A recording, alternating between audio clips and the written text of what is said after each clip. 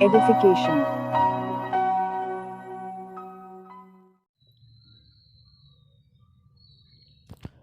Good morning students. आज मैं फिर से बिहार बोर्ड के 12वीं कक्षा के हिंदी 100 मार्क्स दिगंत भाग 2 गद्य भाग के प्रथम शीर्षक बातचीत निबंध का सारांश को लेकर प्रस्तुत हूँ। पिछली कक्षा में मैंने बातचीत के जो रचयिता बालकृष्ण भट्ट थे उनके जीवन परिचय को जाना था। थोड़ा सा मैं फिर से इस पर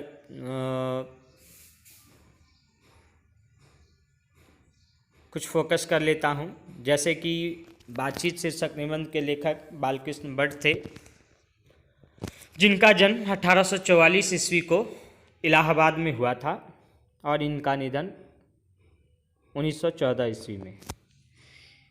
आधुनिक हिंदी में ये गद्य के निर्माताओं में इनका नाम प्रमुखता से लिया जाता है और उनके इस निबंध से उनके एक कुशल निबंधकार होने का परिचय मिलता है। और हमने कल यह भी जाना था कि रामविलास शर्मा जो हैं इनसे इतने आकर्षित हो गए थे इनकी लेखन शैली से कि उन्होंने इन्हें हिंदी आलोचना का जनक तक कहा था। अब हम लोग आते हैं, हमारा सारांश जो है उस पे हम लोग चलते हैं। तो मैंने कल कहा भी था कि अगर आप लोगों के पास अगर किताब है तो आप लोग उसे थोड़ा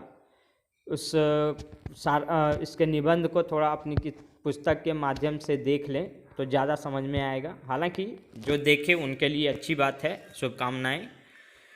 लेकिन जिन्होंने नहीं देखा वो ध्यान से सुनेंगे मेरी बातों को तो उन्हें जो है यह निबंध जो है अच्छे से समझ में आएगा। शीर्षक है बातचीत और इस शब्द से हम लोग पहले से परिचित हैं। बातचीत यानी बात करना। तो लेखक लिखते हैं कि अनेक प्रकार की शक्तियाँ जो वरदान की भांति ईश्वर ने मनुष्य को दी हैं उनमें वाक शक्ति भी एक है। लेखक कहते हैं कि ईश्वर ने हमें बहुत सारी वस्तुएं प्रदान की हैं जिनमें से बोलने की शक्ति, वाक शक्ति भी जो है वो एक है। वाक शक्ति मनुष्यों में ना होती तो हम गूंगे होते। लेखक कहते हैं अगर मनुष्य में अगर बोलने की शक्ति नहीं होती तो क्या होता? तो क्या होता कि हम गूंगे होते और सब लोग लूंज पूंज से हो मानो कोने में बैठा दिए गए होते। कहने का अर्थ ये है कि अगर हम बोल नहीं पाते तो शायद हम इतने एकत्रित ढंग से एक दूसरे से परिचित नहीं होते। उसके बाद कहीं पे अलग थलग बैठे हुए रहते और जो कुछ सुख और दुख का अनुभव हम अपनी दूसरी इंद्रियों के द्वारा करते और हमें सुख और दुख अगर होता, किसी तरह की बात अगर हमें दूसरों के समक्ष रखनी होती तो अपनी दूसरी इंद्रियों के द्वारा करते। उसे अवाक होने के कारण आपस में एक दूसरे से कुछ न कह सुन सकते और फिर अगर हम बातचीत न कर पाते तो फिर क्या होता, अपने विचारों को बोलकर या सुनकर प्रकट नहीं कर पाते। ना तो किसी के विचार को हम जान पाते, ना तो अपने विचार को किसी के सामने रख पाते। इस वाक शक्ति के अनेक फायदों में स्पीच वक्तृता तथा बातचीत दोनों हैं। अब यहाँ पे लेखक कहते हैं कि ये जो बोलने की शक्ति है इनके अनेक फायदे हैं जिनमें स्पीच वक्तृता यानी भाषण कला और बातचीत दोनों शामिल है। किंतु स्पीच से बातचीत का ढंग ही निराला है। लेकिन यह जो है इस वाक शक्ति में दो चीज़ें तो है, भाषण है और बातचीत है, लेकिन दोनों अलग अलग चीज़ें हैं। लेकिन स्पीच से बातचीत का ढंग ही निराला है और वह कहते हैं स्पीच और बातचीत दोनों के ही अपने अपने महत्व है, दोनों एक दूसरे से अलग है। जहाँ स्पीच का उद्देश्य सुनने वालों के मन में जोश और उत्साह पैदा कर देना है। अब हम लोग देखते हैं कि अगर किसी का भाषण होता है तो और या सुनते हैं किसी नेता का या फिर किसी मोटिवेटर का, तो उस टाइम में क्या होता है कि वह उनकी बातों को सुनकर हमें लगता है कि वाकई में हमारे शरीर में कुछ एक नई ऊर्जा का संचार हो गया होता है, हम जोशीले और उत्साहित हो जाते हैं। वहीं घरेलू बातचीत मन रमाने का ढंग है, लेकिन जब हम बातचीत करते हैं तो वो क्या है, अपना मन लगाने का, अपने मन को बहलाने का एक तरीका है, जिसमें कोई जोश या उत्साह जो है पैदा करने वाली बातें नहीं होती है। उसमें स्पीच की संजीदगी बेकदर हो धक्के खाती फिरती है, और अगर स्पीच की तरह अगर कुछ बातें होती है तो उनका कोई महत्व नहीं रह जाता है। जैसे कि अगर हम बात करें कि अगर कोई नेता अगर भाषण देते हैं तो वो क्या करते हैं कि वह उसकी पहले से तैयारियां कर लेते हैं कि उन्हें क्या बोलना है, ताकि लोग जो है उससे आकर्षित हों और उनके समर्थन में खड़े हों। लेकिन बातचीत में पहले से कोई तैयारी नहीं की जाती है। और अगर वहीं बात करें, अगर भाषण में अगर हम पहले से कुछ तैयारी कर ना रखें, हम किस जगह पे भाषण दे रहे हैं, कैसे लोगों के समक्ष भाषण दे रहे हैं, उस समय हमें कुछ तैयारियां करनी पड़ती है। बातचीत की सीमा 2 से लेकर वहां तक रखी जा सकती है जहां तक उसकी जमात, मीटिंग या सभा ना समझ ली जाए। अब प्रश्न ये उठता है कि बातचीत कितने लोगों के बीच में होती है, यह लेखक कहते हैं। तो वहाँ पे लेखक बताते हैं कि बातचीत जो है 2 व्यक्ति से लेकर वहाँ तक पहुँच जाती है जहाँ तक जो है बहुत सारे लोगों की सभा तक बातचीत को हम लोग मानते हैं। और उन्होंने वे लिखते हैं कि एडिसन का मत है कि असल बातचीत सिर्फ 2 व्यक्तियों में हो सकती है, लेकिन एक विद्वान का उल्लेख करते हुए वे लिखते हैं कि असल बातचीत जो है वह केवल 2 व्यक्तियों में ही हो सकती है, जिसका तात्पर्य यह है कि जब 2 आदमी होते हैं तभी अपना दिल एक दूसरे के सामने खोलते हैं। यानी कहने का अर्थ ये है कि जब 2 व्यक्ति बातचीत कर रहे होते हैं तो वह जो है बेफिक्र होकर जो है अपने बातों को एक दूसरे के सामने शेयर करते हैं, अपना सुख दुख एक दूसरे को बताते हैं। लेकिन जब 3 हुए तब वह 2 की बात कोसों दूर हो गई। और लेखक कहते हैं लेकिन 2 व्यक्ति से जैसे ही तीसरे की उपस्थिति होती है तो उनकी जो बातचीत का जो विषय है वह क्या होता है, दूर चला जाता है, खत्म हो जाता है। कहा भी गया है कि 6 कानों में पड़ी बात खुल जाती है, और ऐसा इसलिए भी है क्योंकि जैसे ही तीसरा व्यक्ति आता है तो क्या होता है, पहले के 2 व्यक्तियों को जो है यह भरोसा नहीं रह जाता है कि शायद उसके बातों को वह गौन करके रख सके। दूसरे यह भी है कि किसी तीसरे आदमी के आ जाते ही या तो वे दोनों अपनी बातचीत से निरस्त हो बैठेंगे या उसे निपट मूर्ख अज्ञानी समझ बनाने लगेंगे। तो थोड़ा सा कभी अपने जीवन में भी हम गौर कर सकते हैं कि जब भी देखते हैं कि कोई 2 व्यक्ति अगर बातचीत कर रहा हो और अगर हम अपनी उपस्थिति वहाँ दर्ज कराते हैं तो फिर क्या होता है, ऐसा महसूस हो जाता है कि वे दोनों कुछ और बात कर रहे थे, लेकिन मेरे आते ही जो है हमारे पहुँचने के साथ ही क्या होता है, वे अपनी बातचीत का विषय जो है वो बदल लेते हैं।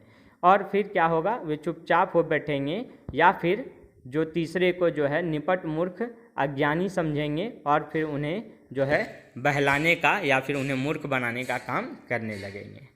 3 आदमियों में बातचीत का त्रिकोण बन जाता है, और जब 3 आदमी बैठे होते हैं तो बातचीत जो है उसका त्रिकोण बन जाता है।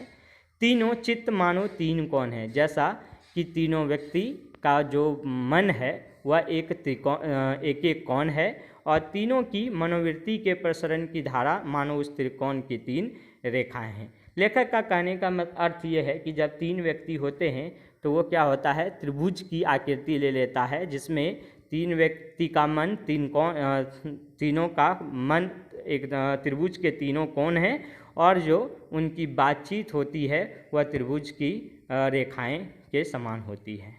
गुपचुप अक्सर उन तीनों में परस्पर होता ही है, और फिर क्या होता है, कुछ बातें तीनों में होता है, लेकिन जो बातचीत 3 में की गई वह मानो अंगूठी में नग सी जड़ जाती है। और कहा जाता है कि अगर 3 व्यक्ति में अगर बात हो रहा है तो वह मेल वाला नहीं होता है। जिस तरह से अंगूठी है वह अंगूठी है जो धातु से बना है, और वह पूरी धातु से बनी है, लेकिन बीच में क्या होता है, उस पर पत्थर के नग डाले जाते हैं, तो इससे क्या होता है, धातु के बीच में नग आ जाता है। उसी प्रकार 3 व्यक्ति के बातों में कोई ना कोई जो है कुछ ना कुछ वो कमियां रह जाती है, एक तरह की बातें नहीं होती हैं।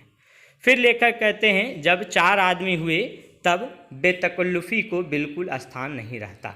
और कहते हैं 3 तक तो फिर भी ठीक है, लेकिन 4 व्यक्ति जैसे ही जमा होते हैं तो वहाँ पे जो बातचीत का जो विषय होता है उसमें जो है उसका कोई महत्व नहीं रह जाता है। खुल के बातें नहीं होंगी, बातचीत भी करेंगे तो कोई खुलकर कुछ बताएगा नहीं। जो कुछ बातचीत की जाएगी वह फॉर्मेलिटी, गौरव और संजीदगी के लक्ष्य में सनी हुई होगी।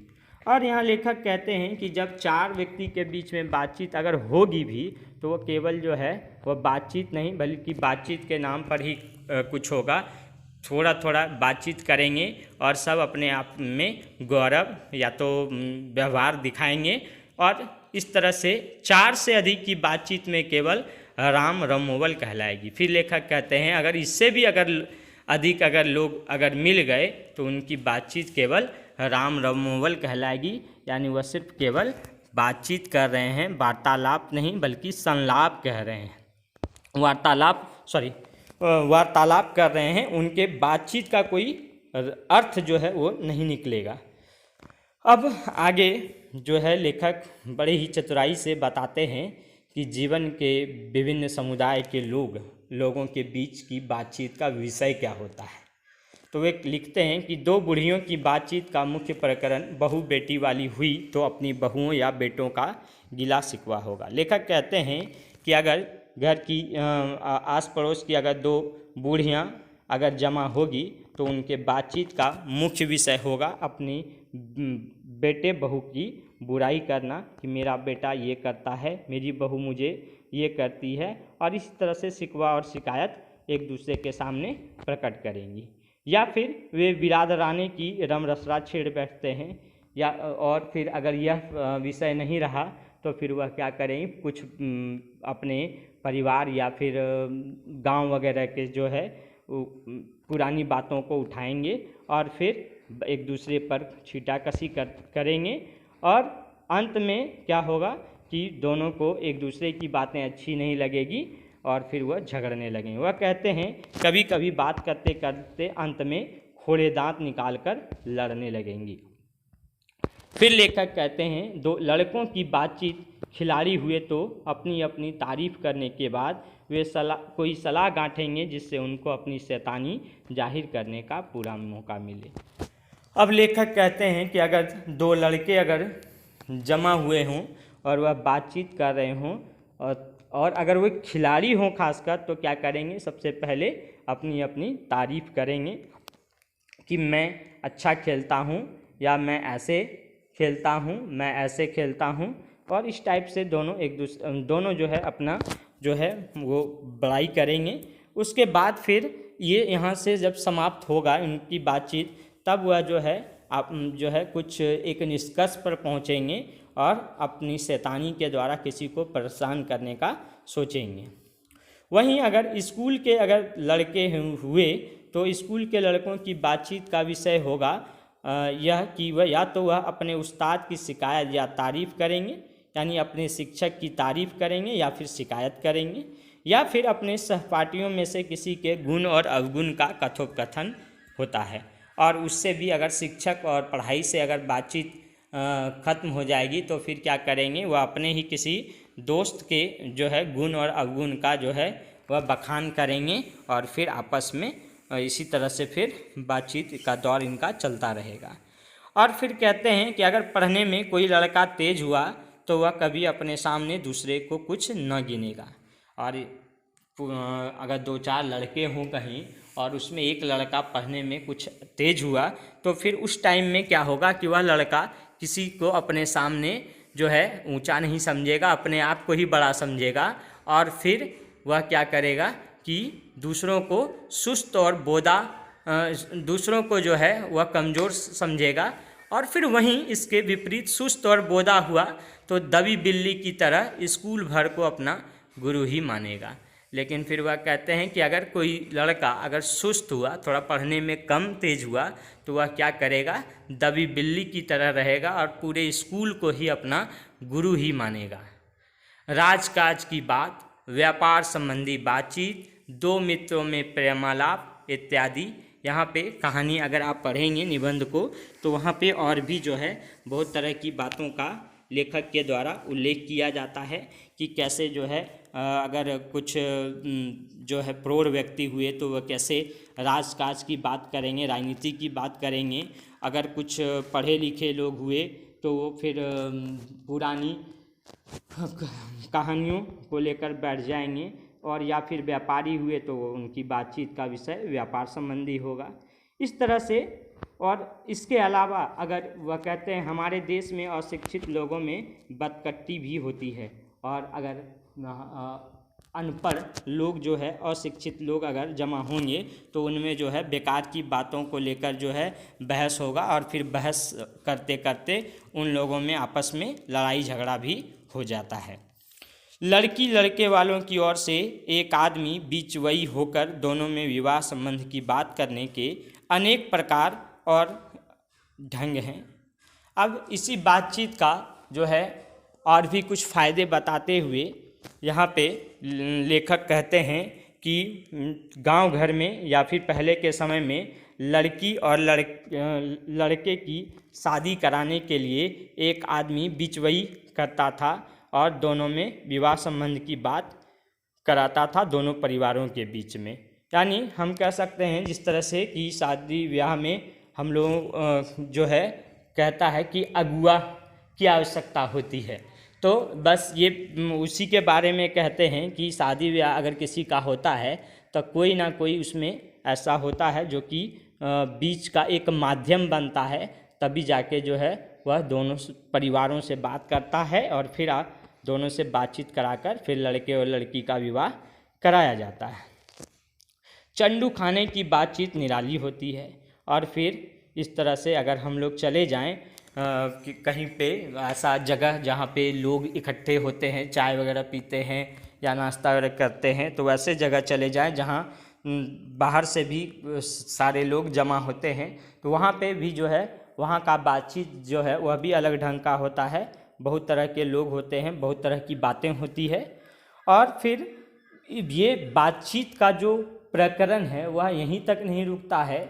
एक समय में यूरोप में बातचीत का प्रचलन इतना बढ़ गया था कि यहाँ पे आर्ट ऑफ कन्वर्सेशन यानी बातचीत करने की कला तक भी विकसित हो गई, और यह इतनी विकसित हुई, यहाँ तक बढ़ी कि स्पीच और लेख दोनों इसे नहीं पाते, यानी स्पीच और लेख से भी यह अलग हो गए थे।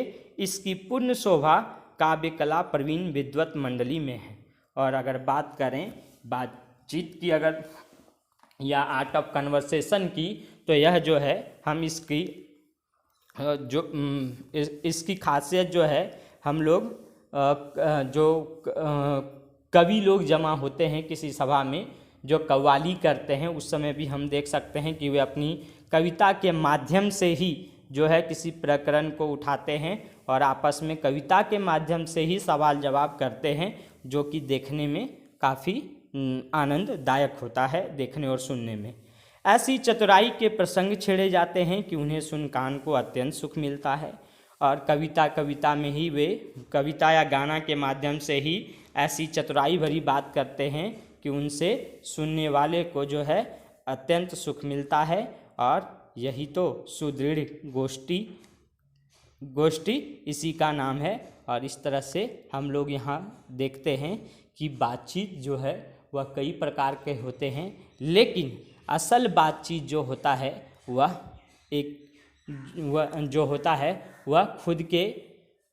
खुद से ही बातचीत में होता है। लेखक अंत में यह निष्कर्ष पर पहुँचते हैं कि व्यक्ति जो अपने आप से जो बातचीत करता है वही सफल व्यक्ति होता है, क्योंकि उसे जब वह अपने आप से बातचीत करता है तो उसे अपने बुराइयों अच्छाइयों के बारे में खुद से पता होता है, और इस तरह से क्या होता है वह जीवन में ऊंचाइयों को छूता है। मैं आज इस वीडियो को यहीं पे समाप्त करता हूँ। आशा करता हूँ कि आप लोगों को समझ में आया होगा, और इसके बाद अगला जो वीडियो होगा इसी का पार्ट होगा, जिसमें मैं आप लोगों को इसके और कुछ ऑब्जेक्टिव्स क्वेश्चंस को पढ़ाऊँगा, उसके प्रश्न उत्तर करवाऊँगा, वो आप कर सकते हैं।